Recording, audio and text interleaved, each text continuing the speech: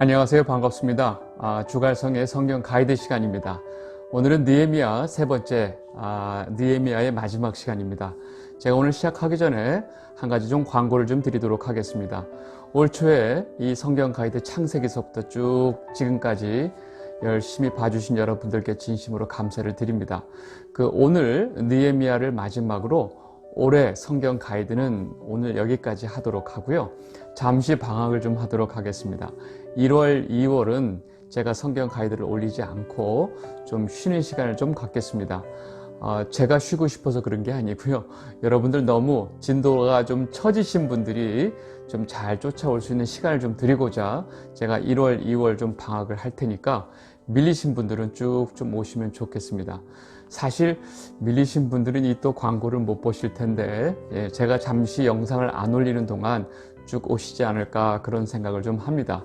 1월, 2월은 좀 쉬시고요. 제가 이제 내년 3월서부터 또 이어서 제가 이제 성경 가이드를 좀 진행하도록 하겠습니다. 1년 내내 열심히 봐주신 여러분들께 진심으로 감사의 말씀 드립니다. 오늘 느헤미야 이제 세 번째 좀 시작을 하도록 하겠습니다. 우리 지난 시간에 그 성벽 재건을 마친 그 느헤미야하고 유다 백성들이 마침내 그 에스라가 모든 수문 앞 광장의 모든 백성들을 모아놓고 율법을 낭독하는 장면을 우리가 봤죠. 그 율법의 말씀을 듣고 그 율법의 그 하나님 말씀의 그 뜻을 깨달은 백성들이 그 율법을 듣는 순간에 그 말씀을 깨닫는 순간에 막 우는 장면을 봤어요. 그리고 놀라운 사실은 여호수아 이후에 처음으로 이스라엘 백성들이 그 율법이 명하는 대로 초막절을 지키는 모습을 봤습니다. 그리고 그들이 하나님께 감사의 찬양제를 드리는 모습도 우리가 봤습니다. 느헤미야서가 이렇게 참 아름답게 찬양과 기쁨으로 딱 마무리가 되면 좋았을 텐데 사실 그게 이제 12장, 13장 앞부분까지 그 내용이 나오고요. 마지막 13장 뒷부분에 가서 이 앞부분의 그 느헤미야의 그 모든 분위기가 완전히 다 깨져버립니다. 사실은 제가 이제 그 뒷마무리까지 지난 시간에 하려고 했다가 마지막에 이 깨지는 이 부분을 아무래도 따로 다뤄야 될 것 같아서 오늘 이렇게 따로 다루게 되었습니다. 오늘 한번 내용을 보면서 그 느헤미야가 와서 그 백성들하고 그렇게 율법으로 다시 회복되어지고 하나님 앞에서 모든 관계가 회복되어지고 언약이 갱신되고 하는 그 아름다운 장면이 어떻게 깨지는지 좀 보도록 하겠습니다. 여러분, 느헤미야는 애시당초 그 수산궁에 그 술 맡은 관원장으로 있었죠.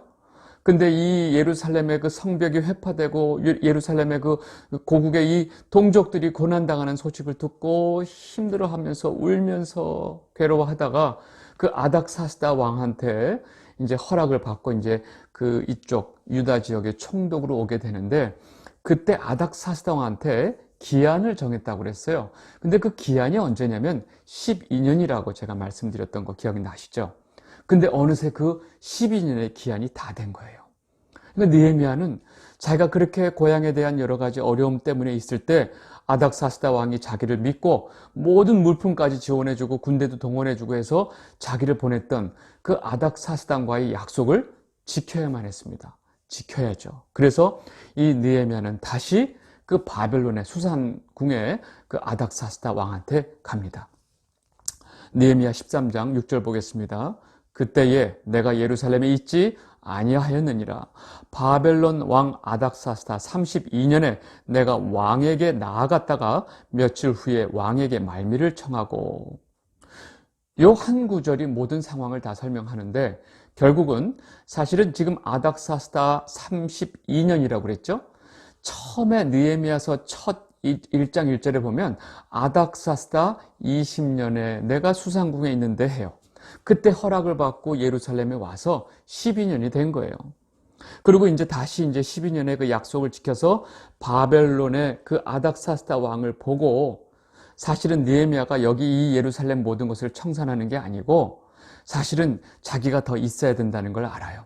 그러나 자기가 더 있어야 된다고 하는 것 역시 아닥사스다 왕이 허락이 있어야 되기 때문에 내가 다시 돌아올게 이런 말은 할 수가 없는 거죠.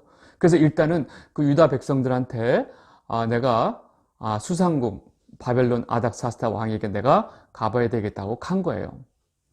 갔다가 거기 이 아닥사스다 왕한테 왕이시여, 저에게 너무나 좋은 기회를 주시고 허락해 주셔서 제가 이렇게 우리 고향에 있고 예루살렘에 이렇게 다 진행해 왔습니다. 아뢰옵게 황공하오나 그러나 제가 다시 가서 아직 작업이 안 끝난 부분이 있는데 이 부분을 제게 좀 허락해 주시겠습니까? 하고 아마도 또 요청을 한 것 같아요.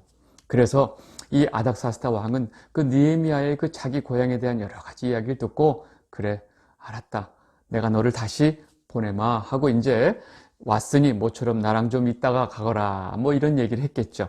그래서 이제 그 수상궁에 가서 그 바벨론 왕 그 아닥사스다 왕을 보고 있다가 이제 성경에 며칠 후에라고 했는데 사실 오가는 시간도 뭐 몇 개월이다 보니까 결국은 느헤미야가 바벨론에 다시 갔다가 다시 예루살렘으로 오는 시간을 뭐 대략 1년에서 한 1년 반 정도로 좀 추정을 하고 있는데 그 기간 동안 뭐 길게는 2년 정도 되겠죠. 그 기간 동안 예루살렘을 비웠다가 다시 돌아오게 되는 상황이 됩니다.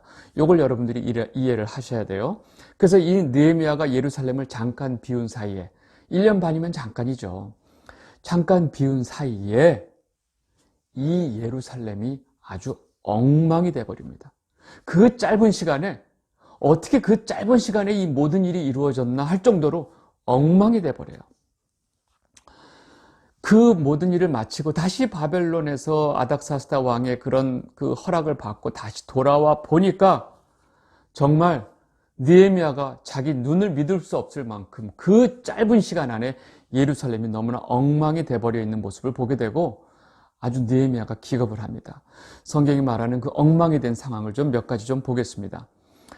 제일 첫 번째 나오는 내용이 뭐가 있냐면요, 느헤미야가 그 자리를 비운 사이에 그 제사장 엘리아십이라고 하는 그 제사장이요, 그 암몬 사람 도비아에게 이 성전 안에 큰 방을 아예 도비아라고 하는 놈한테 줘버려요. 이 방은 무슨 방이었냐면 그 성전에 기물들을 놔두는 방이었고, 또 레위 사람들, 성전에 기거하는 레위 사람들, 또 노래하는 사람들을 위한 그 11조 곡물이나 포도주 기름 이런 것들을 놔두는 큰 방이었어요. 근데 어쩌자고 이 방을 이 도비아한테 제사장 엘리야십이 내준 거예요. 느헤미야 13장 4절에서 5절 말씀 보겠습니다. 이전에 우리 하나님의 전에 방을 맡은 제사장 엘리야십이 도비아와 연락이 있었으므로 도비아를 위하여 한 큰 방을 만들었으니 그 방은 원래 소재물과 유향과 그릇과 또 레위 사람들과 노래하는 자들과 문지기들에게 11조로 주는 곡물과 새 포도주와 기름과 또 제사장들에게 주는 거제물을 두는 곳이라. 이 굉장히 성전 운영에 있어서 굉장히 중요한 방이고 큰 방이었는데 이거를 성전 방을 맡은 제사장 엘리야십이 지 멋대로 그 방을 도비아라고 하는 그 인간에게 줬어요. 여러분, 도비아란 말 이름 혹시 기억나세요? 여러분, 도비아는요, 느헤미야가 처음 예루살렘으로 이렇게 와서 이제 성벽 재건을 하려고 했을 때 가장 먼저 방해했던 그 세력 있죠.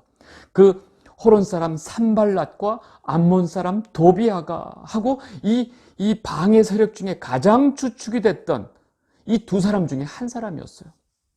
바로 그 놈이었어요. 느헤미야 2장 19절 다시 보겠습니다. 호론 사람 산발랏과 종이었던 암몬 사람 도비아와 아라비아 사람 게셈이 이 말을 듣고 우리를 업신여기고 우리를 비웃어 이르되 너희가 하는 일이 무엇이냐? 너희가 왕을 배반하고자 하느냐 하기로.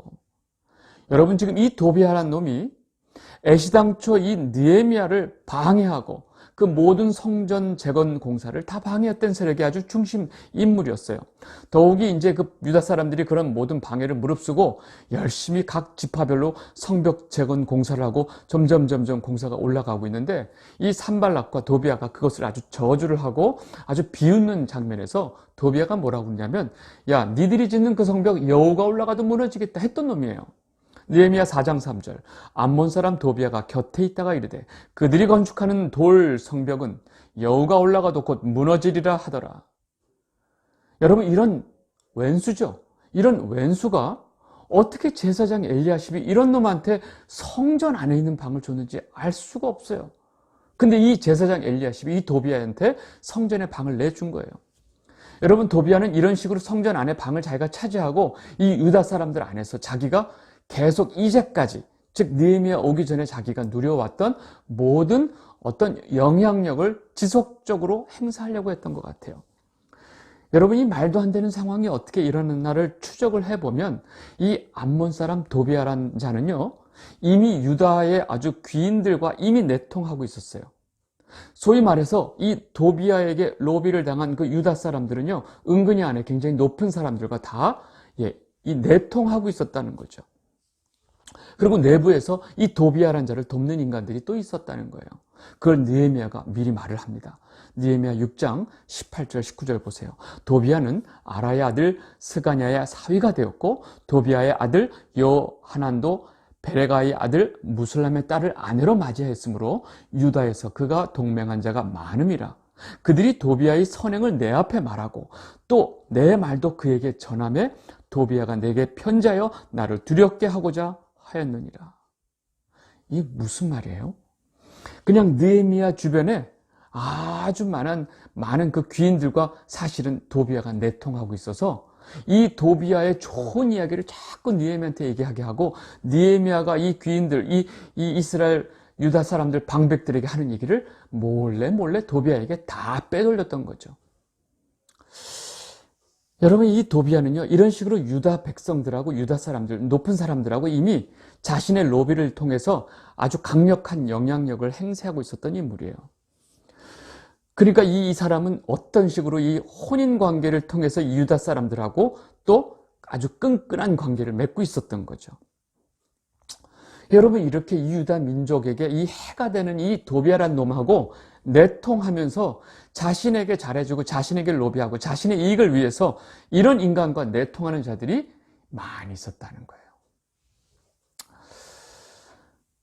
느헤미야가 와서 보니까 그 왼수 같은 도비아 그 인간이 그것도 다름 아닌 성전 안에 큰 방을 차지하고 있는 거예요. 어떻게 했어요, 느헤미야가? 기겁을 하고 그 안에 이 도비아가 지 방으로 만들어 놓은 방 안에 있는 기물들을 그냥 다 내던져 버렸죠. 이게 말이 안 되기 때문에 그 느헤미야가 총독으로서 와서 그런 행동을 하는데 아무도 말리거나 행여 그것을 방해하는 사람은 없었죠. 느헤미야 13장 7절에서 9절 보겠습니다. 예루살렘에 이르러서야 엘리야십이 도비아를 위하여 하나님의 전 뜰에 있는 방을 만든 악한 일을 안지라. 내가 심히 근심하여 도비아의 세간을 그 방 밖으로 내어 던지고 명령하여 그 방을 정결하게 하고 하나님의 전의 그릇과 소재물과 유향을 다시 그리로 들여 놓았느니라. 여러분, 이게 말도 안 되는 일이 벌어졌는데 여러분, 문제는 이뿐만이 아니었어요. 느헤미야가 와서 이제 상황을 보니까 이 성전 안에 있으면서 성전에 와서 모든 사람들이 백성들이 와서 제사하고 또 11조 내고 헌물 내고 제사할 때 예물 드리고 하는 이 모든 일들을 옆에서 주관하던 도와주던 레위인들 있죠. 이 제사를 주관하던 레위인들이 그 사람들은 자신들의 기업이 없잖아요.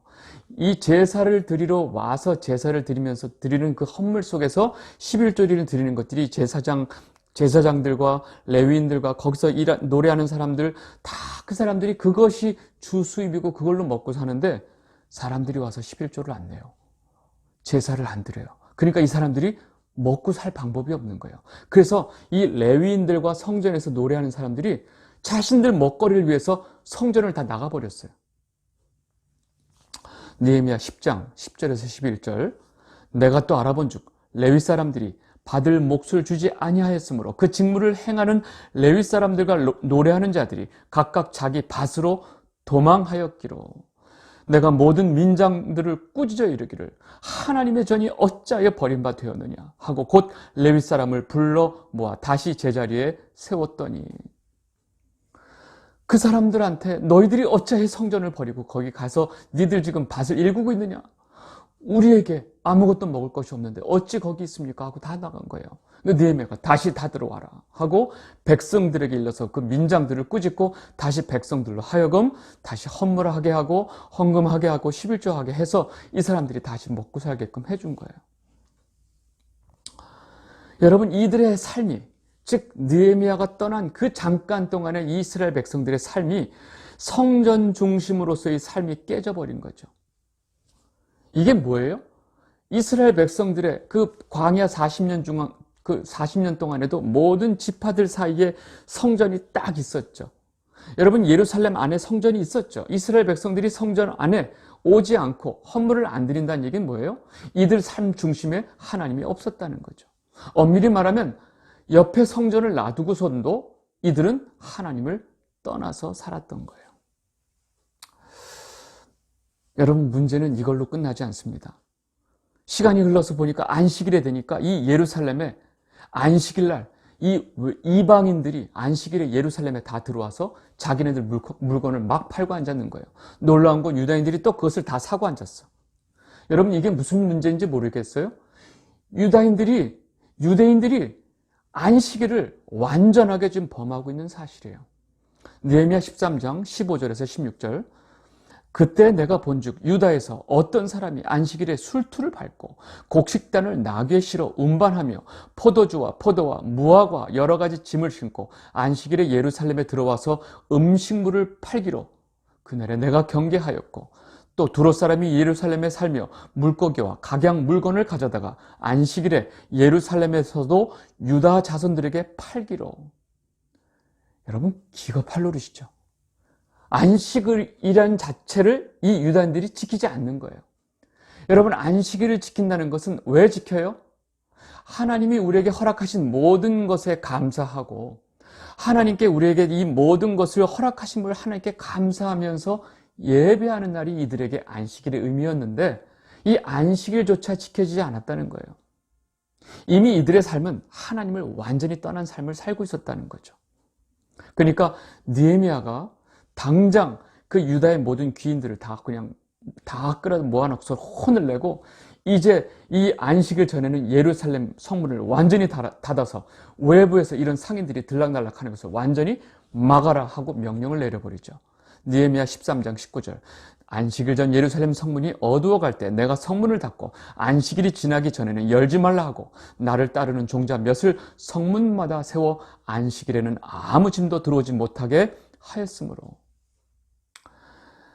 여러분이 이렇게까지 해서 안식일이 지켜진다고, 일단은 외형적으로 지금 느헤미야가 이 모든 일을 했는데 가장 중요한 것들이 지켜졌는지 모르겠어요. 여러분, 여기서 이들의 모습이 여기서 끝나지 않습니다. 와서 보니까 그 심각했던 문제, 바로 통혼, 이방 여인을 아내로 삼고 이방 여인을 며느리로 삼고 이런 통혼이 또 있었어요. 그새를 못 참고 또 이방 여인들과 통혼을 한 자들이 있었다는 거예요. 느헤미야 13장 23절에서 24절. 그때 내가 또 본즉 유다 사람이 아스돗과 암몬과 모압 여인을 맞아 아내로 삼았는데 그들의 자녀가 아스돗 방언을 절반쯤은 하여도 유다 방언은 못하니 그 하는 말이 각 족속의 방언이므로. 와서 보니까 애들이 다른 나라 말을 해요. 근데 정작 이 이스라엘 말을 못하는 거예요. 유다 족속의 말을 못하는 거예요. 보니까 그 엄마가 이방 여인이에요. 여러분, 이 통혼 문제는 보통 심각한 문제가 아니에요. 이스라엘 백성들이 이렇게 하나님 앞에 심판을 받고 바벨론 포로로 갔던 이 그 근본적인 문제가 바로 이 통혼에 있었어요.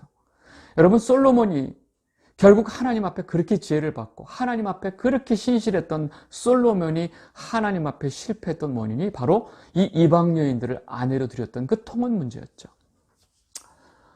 느헤미야가 통탄을 하고, 너희들이 아직도 이 문제를 몰라서 이 문제를 이렇게 쉽게 여기고 이렇게 죄를 또 짓느냐 하고, 그냥 그들 중에 몇 명을 데려다 놓고 그냥 느헤미야가 그들을 저주하고 책망하고 심지어 머리털까지 뽑아버려요. 그리고 다시는 그런 행동하지 말라고 맹세까지 시켜버립니다. 느헤미야 13장 25절. 내가 그들을 책망하고 저주하며 그들 중 몇 사람을 때리고 그들의 머리털을 뽑고 이르되 너희는 너희 딸들을 그들의 아들에게 주지 말고 너희 아들들이나 너희를 위하여 그들의 딸을 데려오지 아니하겠다고 하나님께 가르쳐 맹세하라 하고. 느헤미야가 와보니까 이게 도대체 이 문제가 한두 가지 문제가 아니었던 거예요. 여러분, 성경에 기록된 게 이 정도인데 실제로는 어떻겠어요? 마치 이들의 모습은요, 기회만 있으면 이방 여인들하고 통혼하고 싶어하는 자들 같아요. 기회가 없어서 못하고 있다가 그냥 느헤미야가 가자마자 옳다거니 드디어 때가 왔다 하고 그냥 그 때를 못 기다리고 자신들이 하고 싶었던 것을 마음대로 하는 이런 모습이 있는 것 같아요. 여러분, 아까 처음에 나왔던 그 도비아라는 놈한테 그 성전에 그 큰 방을 내줬던 그 제사장 엘리야십 있죠? 이 인간의 문제는 여기서 끝나지 않습니다. 놀라운 건 이 사람의 그 손자의 아들 하나가 그 도비아 말고 이 모든 방해 세력에 제일 선봉에 섰던 그 호른 사람 산발랏 아시죠? 산발랏의 사위가 돼버린 거예요. 누구와요? 제사장 엘리야십과, 한마디로 이 산발랏과 사돈이 돼버린 거예요. 기가 막힌 노릇이죠. 네. 이 어마어마한 상황을 보고 여러분, 이런 이야기가 끝도 없이 이게 느헤미야의 거의 끝으로 연결됩니다. 여러분, 지금까지 이 내용이 13장 그 4절서부터 그냥 끝까지 한 2페이지에 나오는 내용인데, 여러분, 이 내용을 보시고 어떤 생각이 드세요? 아니, 그 1년 반, 아무리 길게 잡아도 2년 동안에 그 느헤미야가 없는 순간에 벌써 이 예루살렘이 이렇게 영적으로 망가지고 하나님의 제사가 망가지고 하나님 중심으로 살던, 그렇게 하나님께 다시 한번 그렇게 안 하겠다고 언약의 갱신까지 했던 이 백성들이 어떻게 2년 만에 이렇게 망가지냐고요. 느헤미야 없으면 이렇게 망가질 준비를 하고 있었던 건가요? 여러분이 만약에 이 유다 백성들을 다스리는 느헤미야 총독이라면 자기가 잠깐 없었던 1년 반 만에 돌아왔을 때 이렇게 변해버린 유다 백성들의 모습을 보고 여러분들은 어떤 생각이 들까요? 도대체 이 백성들은 왜 이러는 걸까요? 이 사람들은 가능성이 있어 보이세요? 여러분, 더 심각한 거는 느헤미야가 언제까지 이것을 붙들고 있을까요? 느헤미야가 끝까지 살아있는 동안에 이것을 막았겠죠. 절대 하지 못하도록 엄하게 다스렸겠죠. 느헤미야가 총독 자리를 물러나고 느헤미야는 안 죽나요? 시간이 흘러서 느헤미야가 죽었을 때 그 이후에 이 이스라엘 백성들의 모습은 어땠을까요? 안 봐도 비디오죠. 여러분, 우리가 그것을 어떻게 알 수 있어요? 말라기 선지자가 말하는 모습을 보면 이 구약의 마지막 유대인들의 모습이 그대로 정나게 다 나와 있습니다. 마치 느헤미야가 있는 동안에도 느헤미야가 있는 동안 하고 싶은 것을 참고 있는 것 같아요. 하나님과의 그 언약을 지키고 하나님 앞에 신실한 백성으로 살아가는 게 아니라 하고 싶은 걸 참는 백성들 같다고요. 여러분, 이것이 이 구약 역사, 창세기서부터 시작했던 인간의 모든 역사의 끝이, 역사서 끝이죠. 다음 에스더가 하나 있는데 그건 이제 더 앞전에 어떤 한 사건을 얘기한 거니까 결국은 느헤미야가 이 역사서로서는 끝인데, 결국 이 역사서의 끝이 말하는 거는 이 백성들은 답이 없다, 이 백성들은 가능성이 없다로 끝이 나는 겁니다. 여러분, 그것이 정말로 구약 말라기 마지막 책인 그 말라기 선지자의 책을 보면 여실히 증명이 됩니다. 그리고 이제 구약이 끝이 나는 거죠. 여러분, 이것이 구약의 끝의 내용이라고 보면 여러분, 도대체 어떻게 구약의 역사가 이렇게 끝이 났을까? 여러분, 이것이 이스라엘 백성들의 문제는 아니에요. 결국은 하나님을 떠난 죄인들은 말할 것도 없고 하나님이 율법을 주시고 그렇게 이끌고 그렇게 율법을 주고 그렇게 선지자들 통해서 그렇게 왕들을 통해서 아무리 지키고 보호하고 챙겨도 이들이 이렇다면 결국 죄인이라고 하는 인간들은 가망이 없는 거죠. 그래서 하나님께서 우리들에게 보내주신 분이 계세요. 누구예요? 바로 예수 그리스도십니다. 이 구약을 통해서 결국은 모든 인간들은 예수 그리스도가 그렇게 오셔서, 하나님이 보내신 하나님의 아들이 이 땅에 인간의 모습으로 오셔서 그런 대가를 치를 수밖에 없었던, 아주 그 상황이 왜 필요했는지를 여실히 보여준단 말이죠. 여러분, 구약은 왜 예수 그리스도가 이 땅에 오실 수밖에 없는지를 말해주는 인간들의 역사입니다. 하나님이 이것을 적나라하게 다 역사서를 통해서 보여주고 있죠. 여러분, 이 느헤미야의 마지막을 보시면서 우리를 생각해 보셔야 돼요. 우리는 어떨까요? 우리 역시 불가능한 자들입니다. 하나님께서 우리를 하루라도 챙기지 아니하면 우리는 다시 세상으로 뛰어돌아갈 자들인 것을 우리는 고백을 해야 됩니다. 그래서 날마다 하나님 말씀을 붙들고 날마다 예수 그리스도의 십자가를 붙들고 우리에게 주신 그 은혜를 붙들면서 우리가 하나님과 동행하면서 살 수 있는 능력을 하나님이 주시지 않으면 우리는 하루도 버틸 수 없는 자라는 것을 우리는 잘 깨닫고 이해를 해야 될 것 같습니다. 오늘이 사실 크리스마스 다음 날인데요. 예수님이 이 땅에 오신 이유를 여러분들 다시 한번 깊이 묵상하시고 올 한 해 동안 하나님께서 이 성경 가이드를 통해서 하나님의 이 성경 말씀을 통해서 어떤 메시지를 계속 주셨는가를 다시 한번 깊이 고민하시면서 올 한 해를 잘 마무리했으면 좋겠습니다. 성경 가이드 올 한 해 2019년도 느헤미야를 마지막으로 오늘 여기서 정리하도록 하겠습니다. 1년 동안 잘 시청해 주신 여러분들께 다시 한번 감사를 드리고요. 오늘은 여기까지 하도록 하겠습니다. 감사합니다.